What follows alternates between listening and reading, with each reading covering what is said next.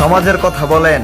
আজকে যদি বড়লোক বাপের ঘরে জন্ম নিতাম তাহলে মানুষ ডাইকা নিয়ে বলতো, বাতি যাই দিকে আসো, তোমার আব্বা কেমন আছে, তোমার আম্মু কেমন আছে। শুদ্ধ বাংলায় কথা বলতো। ছোট বয়সেও বিশাল সম্মানের অধিকারী হইতাম। আমার আব্বার যদি টাকা পয়সা অর্থ সম্পদ থাকতো, মানুষ আলাদা একটা রেসপেক্ট করতো, সম্মান দিত। আমার আব্বার টাকা পয়সা অর্থ সম্পদ নাই, আমাদের বংশ তেমন বড় না।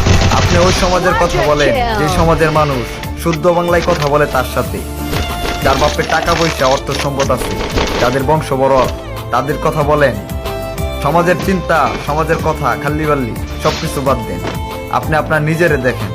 আপনি যদি বাইচা থাকেন তাহলে আপনার সমাজ, আপনার পরিবার, আপনার আত্মীয় স্বজন, বন্ধু বান্ধব সব থাকবো। আর যদি আপনি না থাকেন তাহলে আপনার কিছুই থাকবো না। আপনি আপনার নিজের তৈরি করেন, ইনশাল্লাহ সবকিছু ঠিক হয়ে যাবে। আজকে যে সমাজের মানুষ আপনাদেরকে মূল্যায়ন করতেছে না, ওরাই আপনাদেরকে একসময় মূল্যায়ন করবে। সমাজের চিন্তা কইরা নিজেরে ছোট করবেন না, নিজেরে ভুলে যাবেন না, আর নিজেরে কষ্ট দিবেন না। সমাজ কোনো সময় কোনো কিছু মনে রাখে না। আমি আমার এই অল্প বয়সে বহুত কিছু দেখছি। আমি আমার সমাজের মধ্যে এমনও মানুষ দেখছি যে সারা রাত অন্য বেড়ার বউয়ের সাথে পরকিয়া কইরা সকালবেলা চাষটোলা এসে সমালোচনা করে, অমুকের ছেলের দেখলাম অমুকের মেয়ের পিছনে ঘুরে।